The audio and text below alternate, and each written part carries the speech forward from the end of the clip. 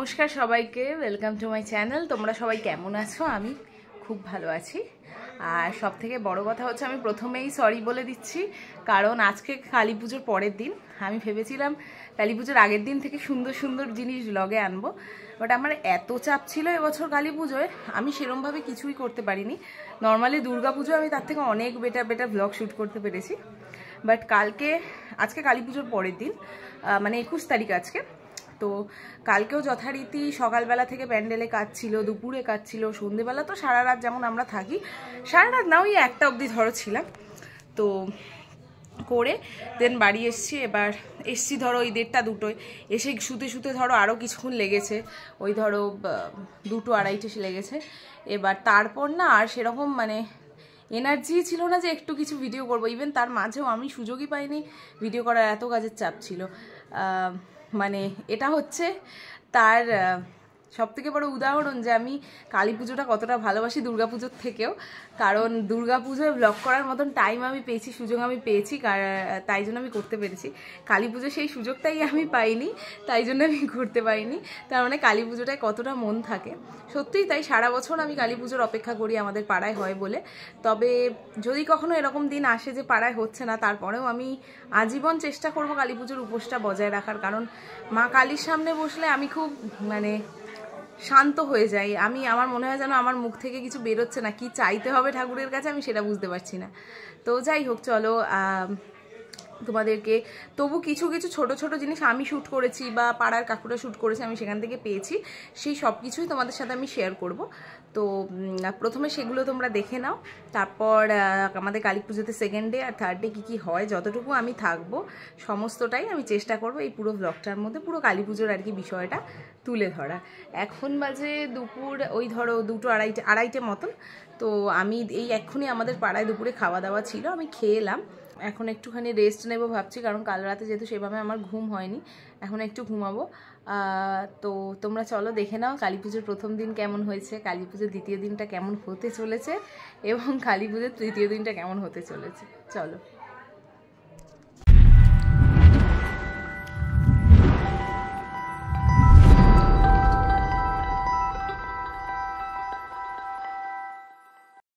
এই হচ্ছে কালী পুজোর দিন সকালের একটা ছোট্ট ভিডিও।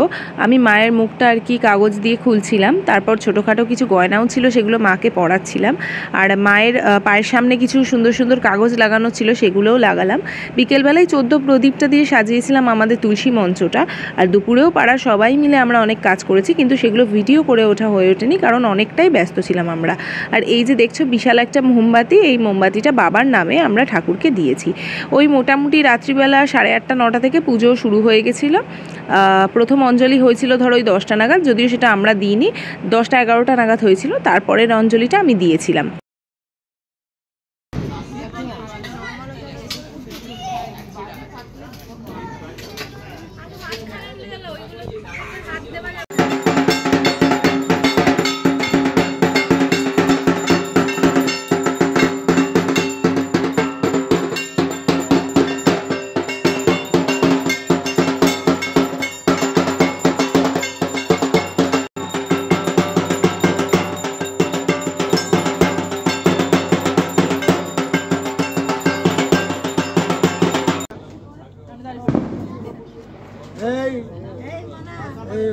ঠিক এভাবেই আমরা কালী পুজোর দিনটা প্রচণ্ড হৈ হৈ করে কাটিয়েছি। রাত 1:30টার সময় মনে হয় আমি বাড়ি এসেছিলাম সব শেষ করে।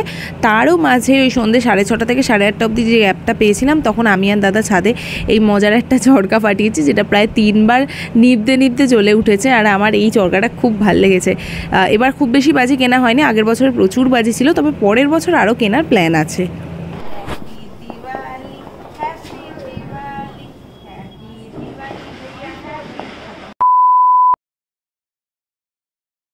তো এই ছিল আমাদের কালী পুজোর পরের দিন দুপুরের আর কি ভোগ। সমস্তটাই দেখতে পাচ্ছ, খুবই ভালো রান্না ছিল আর খুবই টেস্টি ছিল। বেসিক্যালি আমাদের যেহেতু প্রতিপদে ভাইফোঁটা, তো পরের দিন খুব বেশি আমরা কিছু করতে পারিনি, ভাইফোঁটাতেই কেটে গেছে। তো সন্ধ্যেবেলা আর কি আমি দাদাকে ভাইফোঁটা দিচ্ছিলাম, আর দাদা আমাকে একটা জুতো গিফট করেছে, আমি একটা পারফিউম দিয়েছি দাদাকে, যদিও সেটা ফলস খেয়েছে, আমি মেয়েদের পারফিউম দাদাকে ভুল করে দিয়েছি। আর ওই মিষ্টির বাক্সটা সুন্দর করে গুছিয়ে এনেছে আমার মা। বিকেলবেলা একটু মায়ের মন্দিরে গেছিলাম মোমবাতি জ্বালাতে, সেটা আমি তোমাদের সাথে শেয়ার করলাম। তারপর মামা এসেছিল, মামাকে ভাইফোঁটা দিচ্ছিল, তার কিছু মিষ্টি মিষ্টি ক্লিপ আমি নিয়েছি, সেগুলো তোমাদের সাথে আমি শেয়ার করলাম। এরপর ভাইকেও আমি ভাইফোঁটা দিয়েছি। ভাইকে আমি দিয়েছি একটা খুব সুন্দর পেন্সিল বক্স, সেটা আমি যদিও ভিডিওতে আনতে পারিনি, খুব শান্ত বাচ্চা তো সেই জন্য সেভাবে তুলে ধরার মতন বেশি সময়ও আমাকে দেয়নি, যদিও বাকি সময়টাও শান্তই ছিল। আর আমাকে খুব সুন্দর একটা ড্রেস দিয়েছে ভাইফোঁটাতে গিফট হিসাবে। ডে 3টা শুরু হয়েছিল দাদা ভাইয়ের জন্মদিন নিয়ে। এই কেকটা, সুন্দর মিষ্টি কেকটা মিয়ামোর থেকে মামা গিফট করেছিল দাদাকে জন্মদিন হিসেবে। তো সন্ধেবেলা আমি, মা, দাদা 3জন মিলে কেক কাটা নিয়ে হইচই করে একদম বার্থডে সেলিব্রেশন করে আমরা চলে গেছিলাম ঠাকুর বিসর্জনের দিকে। গিয়ে দেখলাম মায়ের বরণ হচ্ছে, আর তখন ধরো বাজে ওই 8টা সাড়ে 8টা মতন। আর মায়ের মূর্তিটা এবার যেহেতু আমাদের একটু বড় হয়েছে, তো প্যান্ডেলের ভেতর করার সাহস কেউই পায়নি, আর হাত পৌঁছানোটাও একটু ডিফিকাল্ট ছিল। ওই জন্য মায়ের মূর্তিটা নামিয়ে গাড়ির ওপর রেখে সেখানে আর কি করা হচ্ছিল বরণটা, তারপর বিসর্জনের দিক।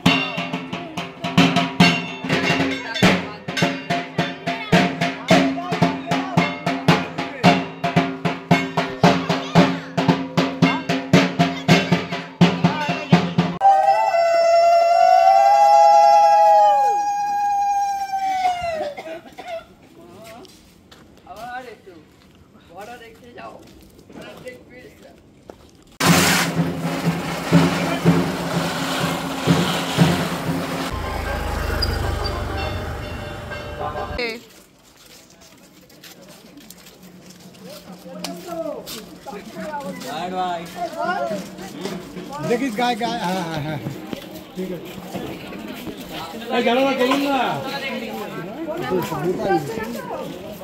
মামা।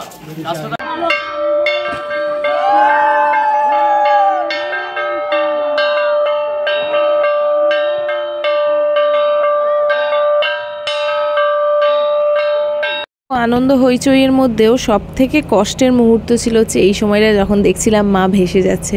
প্রচণ্ড কষ্ট হচ্ছিল আমার, তবুও জানি না কেন আমি ক্যামেরাবন্দি করলাম মেমোরি হিসেবে। ডে 4 অর্থাৎ তথাকথিতভাবে ভাতৃদ্বিতীয়ার দিনটা, বৃহস্পতিবার দিনটা কেটেছে আমাদের পুরোপুরি বাজি ফাটিয়ে, কারণ আমাদের প্রতিপদের দিনই আমাদের ভাইফোঁটা হয়ে গেছে।